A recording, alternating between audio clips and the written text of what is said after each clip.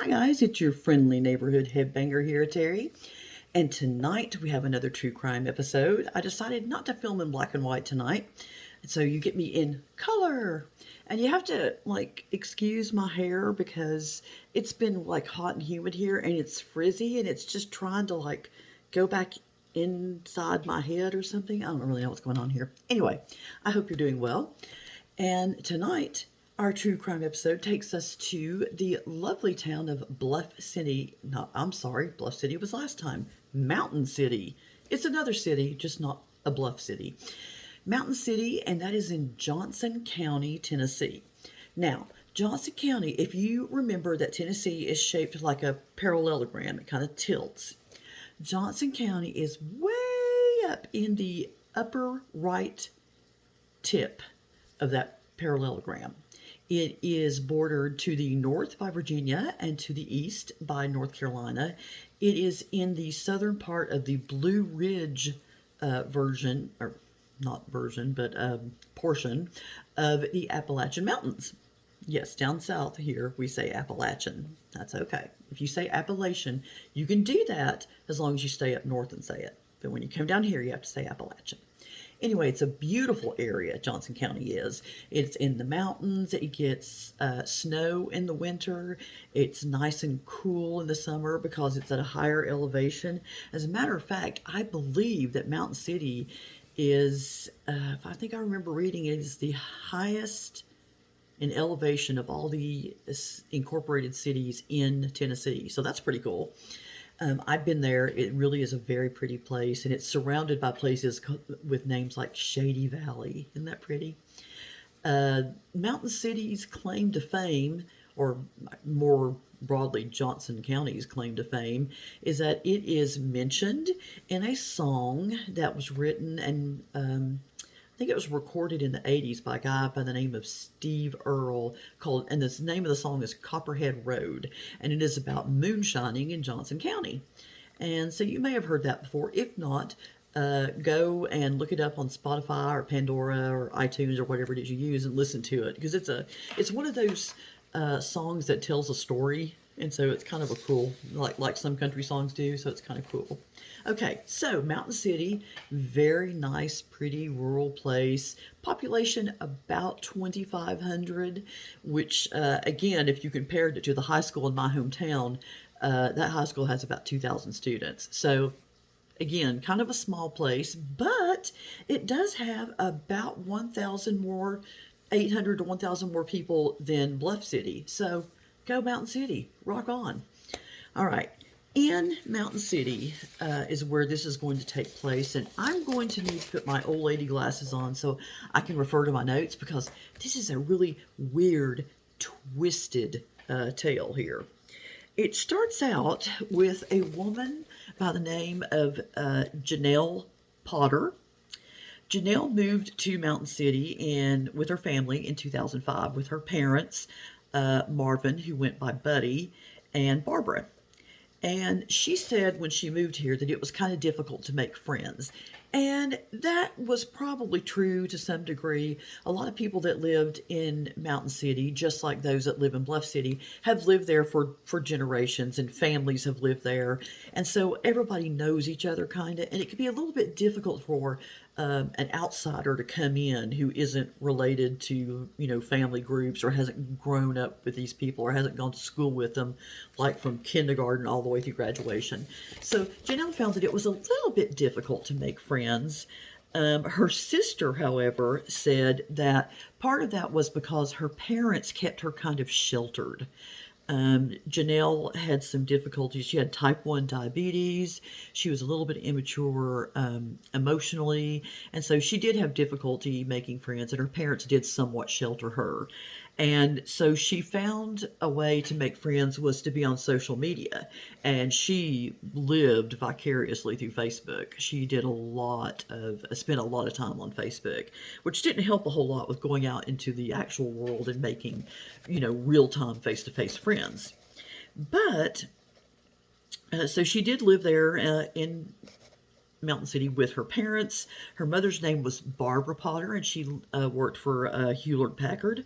And her father was Marvin Potter, aka Buddy. He was a former Marine who had served in Vietnam. And he apparently, his wife told 2020 that he also worked with the CIA.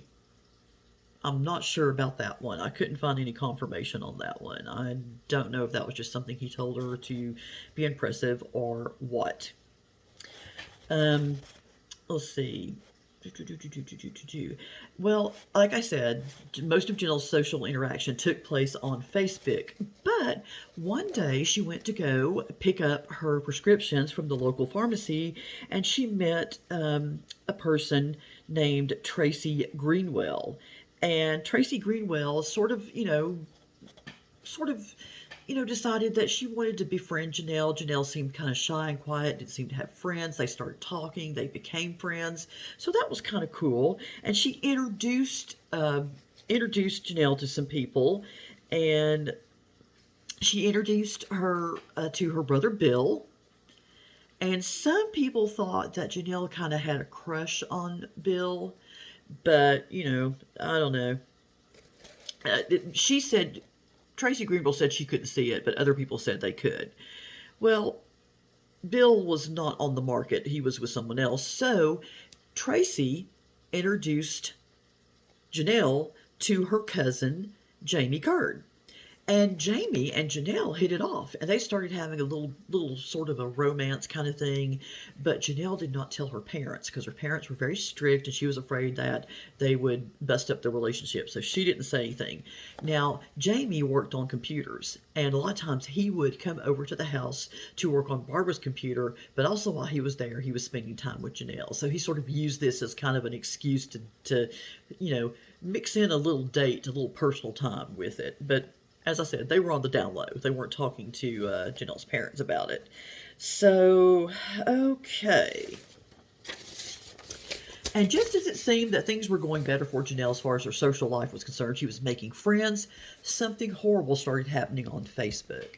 She started being bullied viciously by some people on Facebook. They were saying things like, Janelle's a bad person, she's horrible. They threatened to get her raped. That's a quote. And she said that she would write on Facebook, please don't do this. And her mother actually wrote on the Facebook, saying, please don't do this to my daughter. Please stop. And Janelle said that she felt that one of the people behind the attacks was Bill. Remember Tracy's brother, brother Bill, that everyone thought that Janelle had a crush on? Bill was actually seeing someone named Billie Jean, who is not my lover. Sorry, I had to put that in there. Anyway, he was seeing someone named Billie Jean. They lived together, and they had a 7-month-old son. So, Bill probably wasn't going to be doing anything with Janelle. But anyway, Janelle said that Billie Jean was the one who was doing this because Billie Jean was jealous of how pretty Janelle was. And maybe, Billie Jean was afraid that Bill was going to leave her and the baby for Janelle. So she thought that he was the one doing it. Okay, so anyway, this big feud erupted on social media between the two because Janelle had accused Billie Jean of doing this. Billie Jean and Bill said, of course, that they were not doing it. And Jamie felt, even though Bill was his cousin, Jamie felt that he had to take Janelle's side. So he was sort of siding with Janelle on this whole thing. And eventually a big rock, showed up in the front lawn of Janelle and her parents' house, apparently like it had been thrown there, and it had Billie Jean and Bill's name on it. And so that was a little bit odd. And after all that happened and things started getting worse and worse, everyone just defriended each other on Facebook. And they said here what order it happened in, and I'm trying to find it.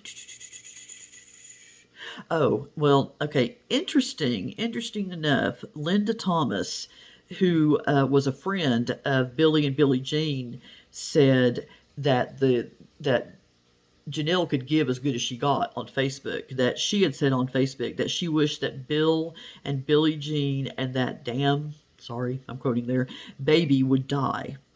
And when she read that, she was devastated, Linda Thomas said, of Billie. So, yeah. So there were a lot of unfriending started happening. Um, Janelle said she unfriended them, and then they unfriended her. She unfriended Bill first, then Bill unfriended her, and then she unfriended Billie, and blah, blah, blah. So everybody unfriended everybody. Then that's when it got weird, because we've all unfriended somebody that we just could not even deal with anymore on Facebook. But then it got kind of sinister. It was more than unfriending.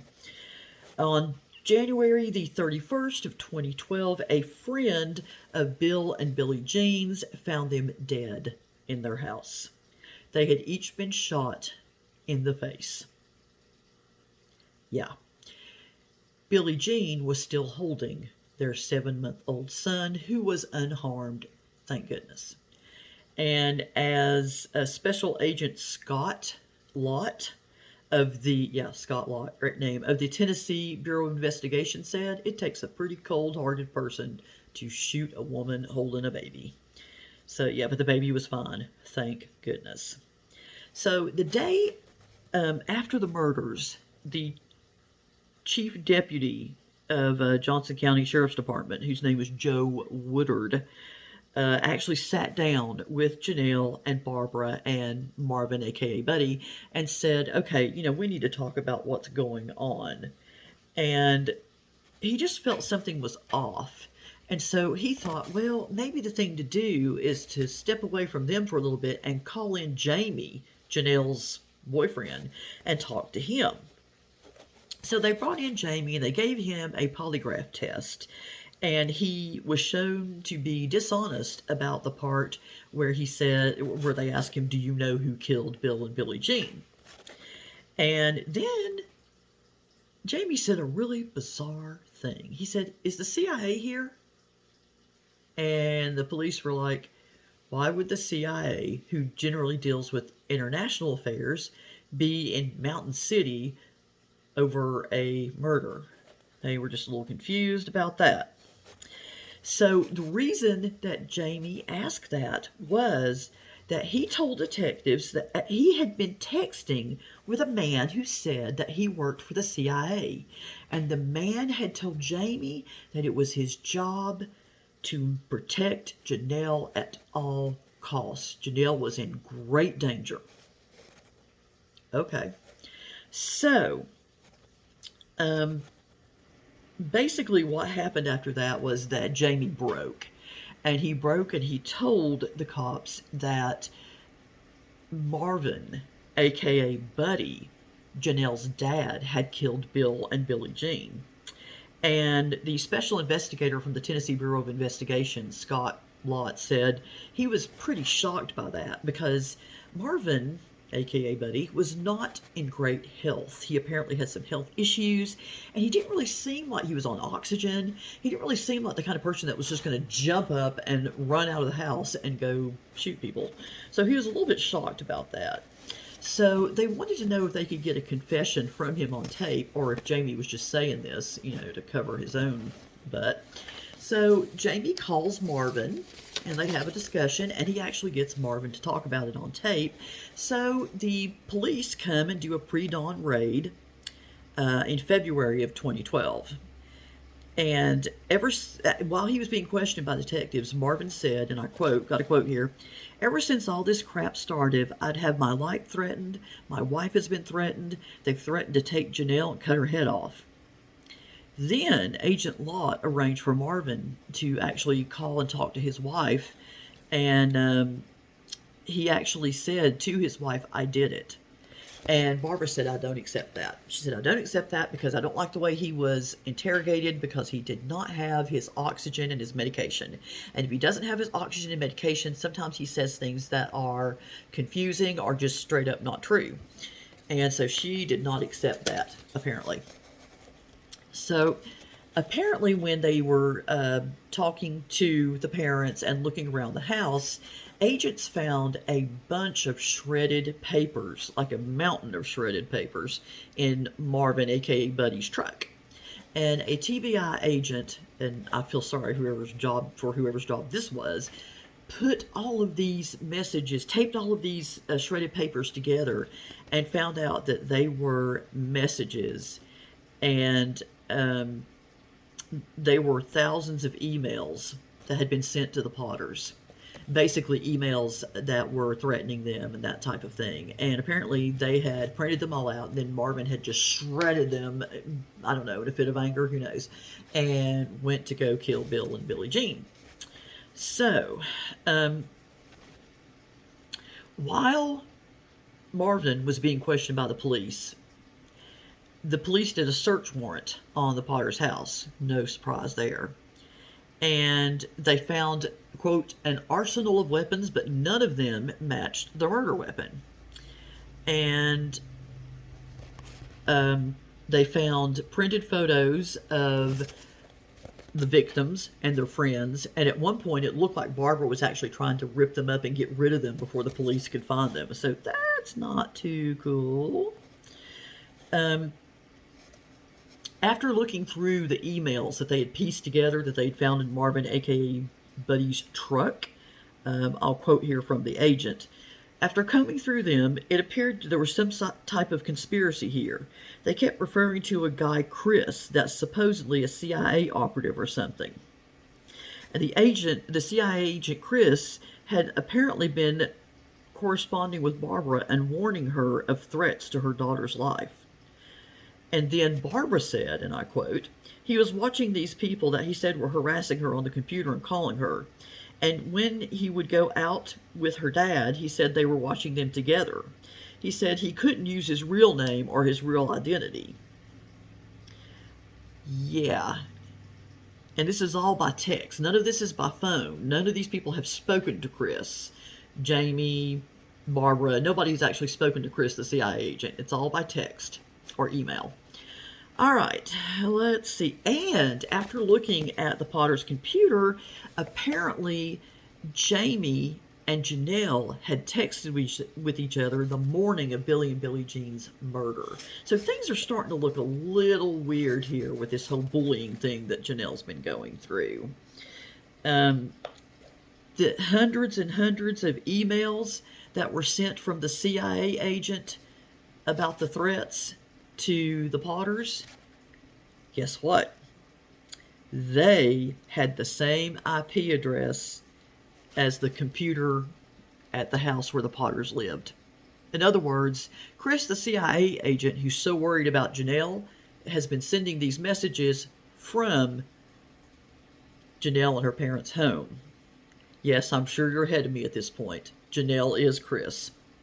Janelle is trying to work up her family, particularly her dad, by inventing Chris, the CIA agent, and using Chris to tell her family what kind of danger she's in. So, yeah, she invented Chris, and basically, yeah, she used the false identity to fool her parents and get them all worked up. And Barbara was already concerned that something was going on. And so this just fed into Barbara's paranoia that her daughter might be in danger. So, alrighty. In August of 2013, authorities arrested Janelle and Barbara for the murders of Bill and Billie Jean. And in October of 2013, Marvin had already been arrested. In October of 2013, Marvin, aka Buddy, was sentenced to life in prison for the first-degree murders of Bill and Billie Jean. Jamie, Janelle's boyfriend's last name was Curd. Jamie, because he had helped out cops and told them, he had broken the case and told them that, Marvin, aka Buddy, was the one who had been the killer. He cut a deal with the cops because even though he knew who the murderer was and basically let it happen, he was also the one that helped break the case. So he cut a deal for 25 years in prison.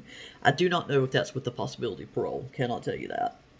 And so, yeah, finally, Finally, in May of 2015, it's 2015 now. It's been 3 years since this murder.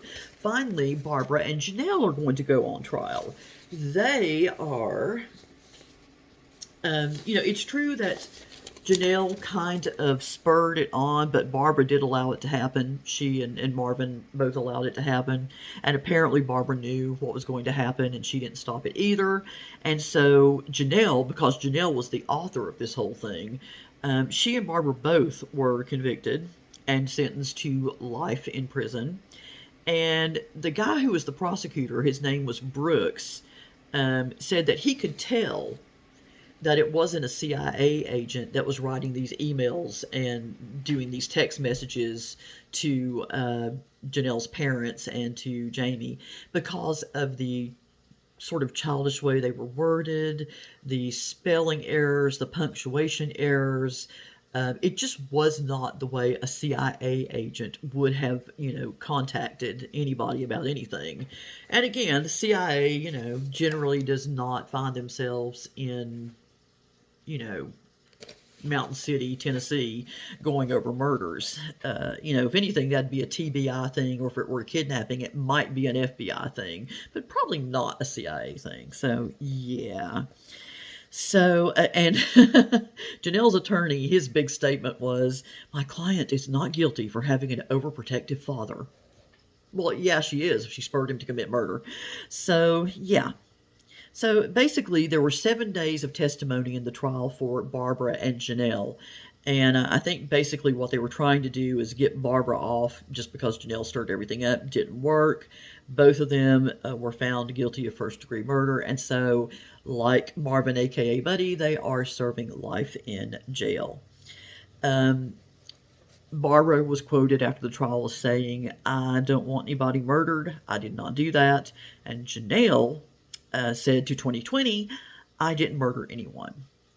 So, whoa. I mean, that was crazy. So basically, Janelle, because she couldn't have Bill, basically made up being bullied online, made up a CIA agent, made up having a rock thrown at her house. Because really, honestly, if you're going to throw a rock at someone's house, are you going to write your name on it? No. That's just the epitome of stupid. So they didn't, obviously they didn't throw the rock or anything. And she managed with her CIA agent thing to get her dad so worked up that he went and shot these people in the face and left a 7-month-old baby without his parents. Twisted. That is pretty doggone twisted. So, yeah, let me know what you guys think about that in the comments, because it's kind of wild.